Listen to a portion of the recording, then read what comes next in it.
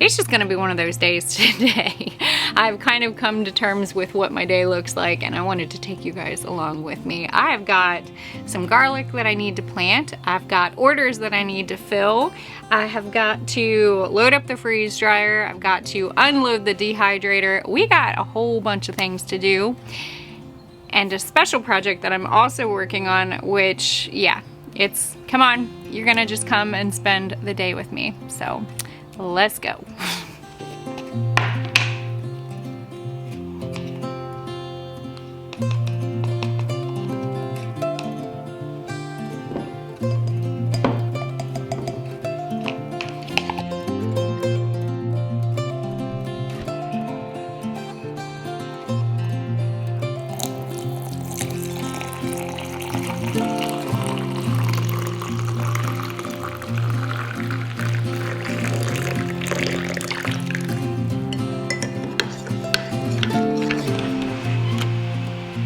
The good thing is I've already had my mushrooms for the day, and I've got enough energy and focus to get all the things that I need to get done.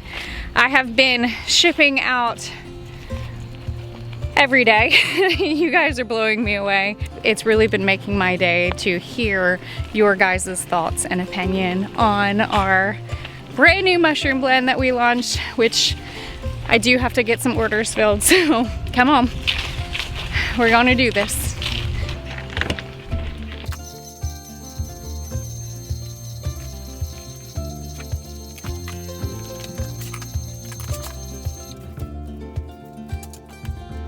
We got all of these labeled and we're gonna load them up, take them to the post office. I will be right back because then I have to finish all the other things, so. Okay, my day kind of got away a little bit because I had to actually go and take all of those packages to the post office, get them off into the mail, and then I had to run into town, do a couple of errands.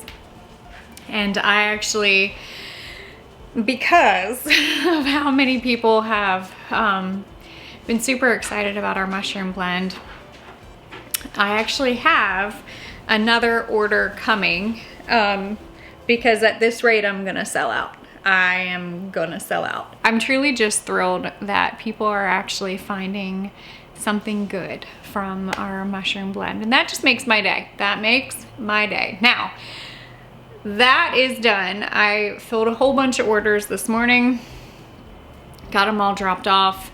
Came back, I have a whole bunch more orders that I need to still fill. I'll be working on that here in a little bit, but I had to take a couple of minutes and work on another project that I'm actually getting ready to do, which is going to end up being like a part 2 in another video.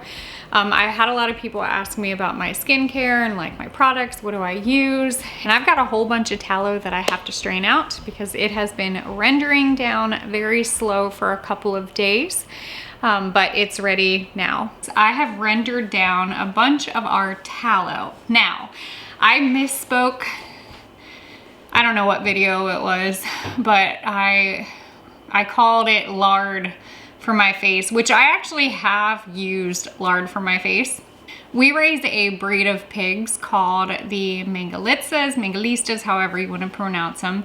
They are the woolly pigs. Their lard actually renders down at a lower temperature. That's what I use for mainly cooking. I've also used it for like my facial whipped like body butters and lotions. But we have tallow, which is beef fat. So lard is pig, tallow is beef.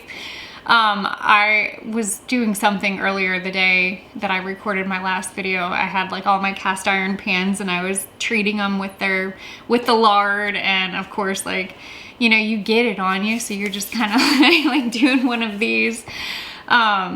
So I did misspoke on that, which is fine. I mean, we're human, it happens. But I do have some tallow here that a friend of mine came over, we chopped it up real fine.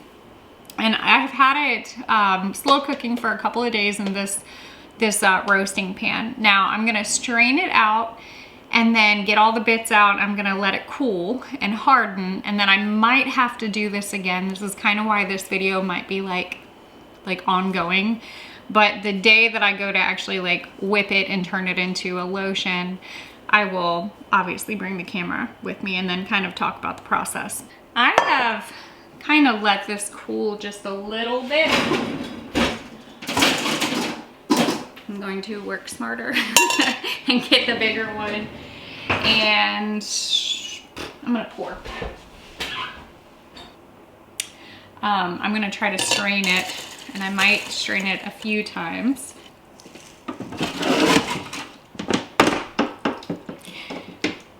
If it's not as pretty and clean and white and pure like I was hoping for, well, I'll still use it. I'll just use it more for cooking versus making cosmetics with it. But there is a process, and you kind of have to trust it.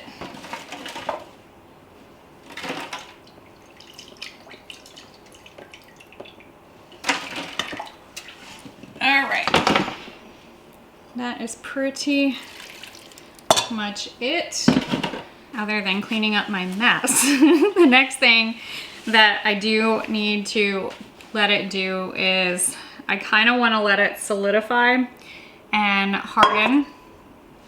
And so this will be a slow process. I'm not gonna actually cover it. I'm gonna keep it exposed, which is fine. The reason why is because it still is a little bit warm, so any moisture will sometimes like create like a condensation on the lid.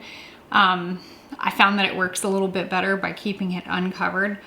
But this will harden, and when I see what color it is, I'll probably chop it up again, and then go ahead and render it slow, strain it again. So I might have to do this like 3 times, but the initial strain does take the most work, because it is kind of like, you know, I mean, you're taking chunks and you're turning it into something that's liquid. So this I'm gonna set aside, and then I'm gonna clean my space, and then I'm going to go ahead and get my freeze dryer completely loaded up. I went ahead and I got the Harvest Right freeze dryer in the cooling process. It takes about 15 minutes, but I grabbed my pre-frozen meals that I did, and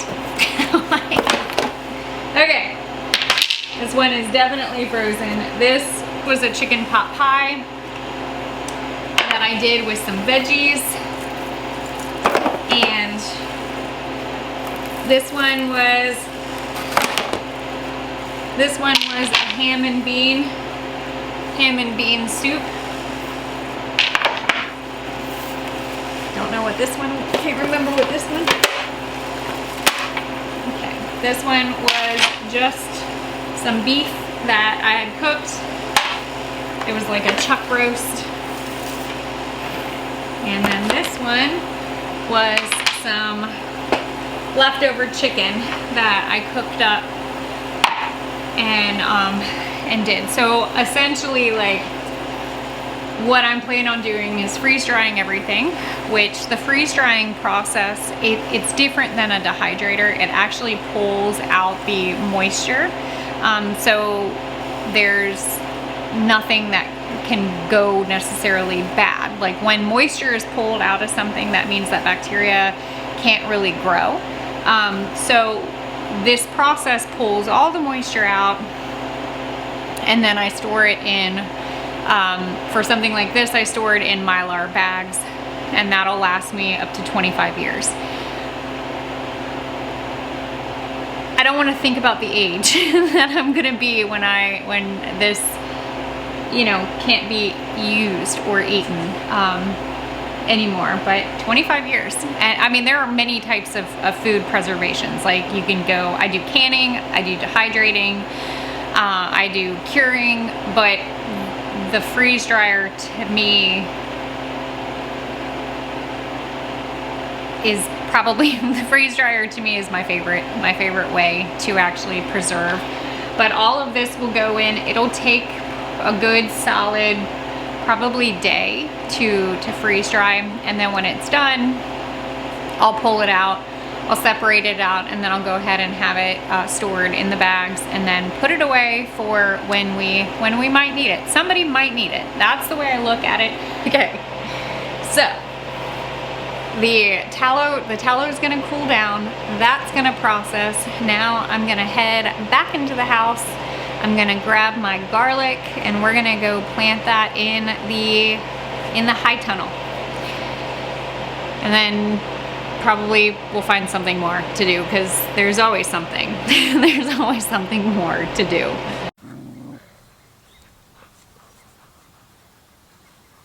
So garlic is probably one of the easiest plants that you can actually grow. I mean, outside of like potatoes, I'm really just kind of one of those fans of gardeners that doesn't really require a lot of work, which is probably why I'm an herbalist, because the weeds that are in my garden I end up leaving so that we can make stuff with them. At least the ones that are good. Not all weeds are good, but some of them are good. But I got a few, I think 2 different varieties of garlic from the farm on Central.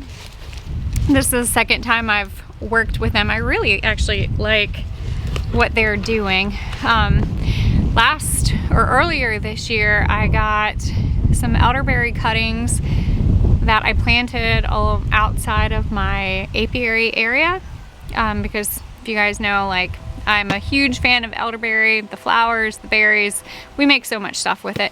But I also got a whole bunch of comfrey root from them this last year, and the comfrey is growing beautifully. I got 2 different types of garlic this year. This one is what is this one? Music OG. I got a pound of it. And then I also got some German white. So this is gonna be my first year, and it's probably overkill. I will 100% admit. Garlic is probably one of the easiest things to plant because you put it in the ground over winter and you throw some straw on it, and then by spring you're ready to harvest. Now, I wanted to kind of do a little bit of an experiment in here. This is my high tunnel. I got a lot of baby stuff growing right now because I've essentially cleaned and gutted and prepped this area specifically for my fall winter garden, which right now I have lettuce, spinach, I've got some kale, I have carrots, I started peas again, I've got some horseradish. I have kind of like a lot of like randomness in here, but I have a few empty raised bags, which is what I'm growing, and I'm using like large grow bags for right now. But I want to try and see if I can grow some garlic in here over the winter. And it's not necessary, and I understand that, but I figured why not hurt. Now, if anyone is interested in some garlic, I will put a link down below with the farm on Central's information, and you guys can go check them out if you are interested. But essentially, you're gonna take your garlic. Oh no. Come on. You have no idea. Filling all these orders recently has like, oh my gosh. I have more. Just kidding. I've got more. Some more music. Yeah.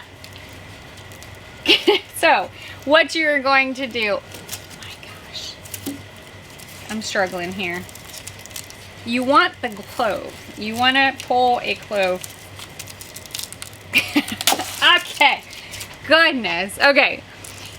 You want a clove. You don't want to plant this whole thing in the ground. So one clove is about like that. And so I'm going to place it directly into the ground, soil, grow bags, whatever you're using. And the tip is going to be what's coming up, because if you plant it upside down, this is where the roots come out. So you're kind of like growing it upside down. So I'll plant it just like this. Now, anything extra, I actually plan on doing, I need another batch of honey garlic ferment Gosh, it smells good. So I'll probably plan on doing that.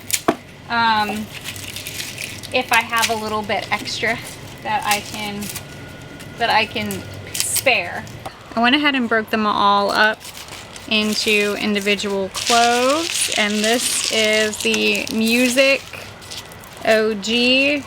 I still have the German whites to do, but I'm gonna try to like, oh no, I'm losing them.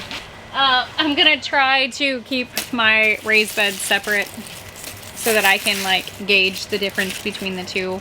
So for the garlic, you know, there's a lot of medicinal properties that garlic can actually do for your health, especially your heart health.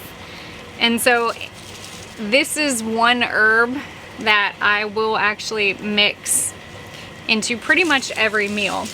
Now, my goal that I really would like to do is here this next year, like come this spring, we're gonna harvest. I'm gonna yield, this is gonna yield a substantial amount of garlic for myself. I'm gonna set some aside. I'm actually going to plan on, you know, I really would like to take my garlic and load up my freeze dryer and make my own powder, which I know I can dehydrate it too. So I might try both, because that's the fun in it, you know, is you always want to explore and do things and try fun things. But I would really like to be able to get enough garlic that I can actually freeze dry myself, freeze dry and make my own powder, and that we can, you know, incorporate it into many meals. Because outside of salt, Redmond real salt, garlic is like my second favorite herb. That and turmeric. I use a lot of turmeric. Use a lot. We do a lot of cooking here. That is one thing for sure. We do a good fair share of cooking. So it's not taking too long for me to do this. But I still have another bag that I have to break up and plant those 2 beds, depending on the time, because I do have to go take care of a bunch of our meat birds that we have that are getting close to processing date, which that is another thing that my family and I like to do every year, is raise about 100 or so meat chickens. It takes about, you know, anywhere from 8 to 10 weeks to get them at a good weight, and I'm stocked up with, you know, anywhere from 80 to 100 decent sized chickens in my freezer. So you guys are definitely getting kind of the homesteading aspect of this video, which I don't share as much, but it is very much a huge part of what I'm doing here. So, all right, last one. I just looked at my clock. I'm starting to run out of time. I've got animals that I gotta go feed, so I'm gonna do that batch of garlic tomorrow after I fill orders. I'll plant that. Then hopefully the weather will be good and we can actually get into the bees. That's my goal, because I do still need to combine. Oh, it just got bright. I do still need to combine those 2 colonies that I mentioned about in one of the last videos. That I'll be transparent and honest, I have not done that yet. Well, this is where I forgot to hit the mic and show and explain what I was doing here. So I kind of really honestly condensed it down, because I probably have a good solid 3 minutes about talking about the shiitake mushrooms, how I grew them here on our farm. I sliced them up and I dehydrated some as plain, which I'm keeping and I'm storing in my mason jar that we can use for meals and all of that. But then I also wanted to play around with a different recipe, and so I mixed in and made my own shiitake mushroom jerky. This is kind of like a teriyaki style. Once I finalize that recipe, I will share it with you, but that is how I dehydrated my shiitake mushrooms that we grew so we can eat them and enjoy them later.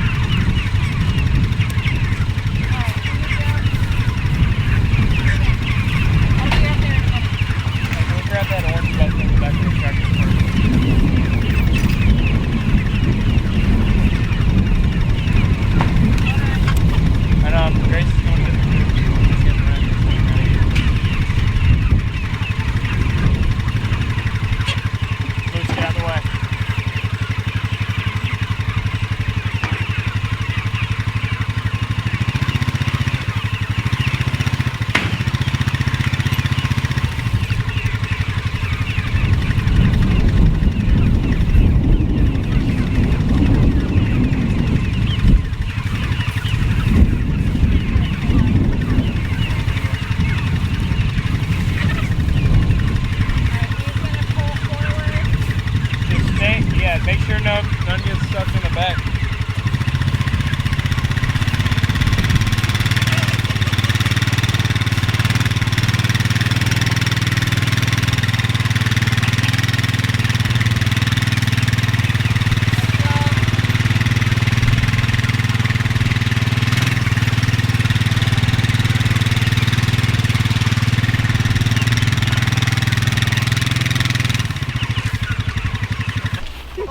My son's girlfriend is with us today. They met at church camp over a year ago in another state. She's from another state, but she's getting her farm. She's getting a lesson on the farm today, and I think she's doing pretty good. She's doing good.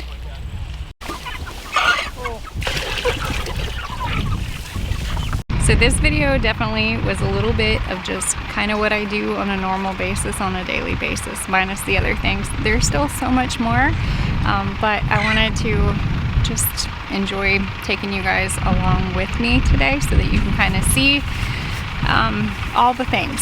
But we have more to do, and I'm going to pick it up tomorrow. So thank you guys for coming along with me today, spending some time with my family, and of course my farm. And yeah, as always, don't be afraid to get your hands dirty and learn something old. Bye guys.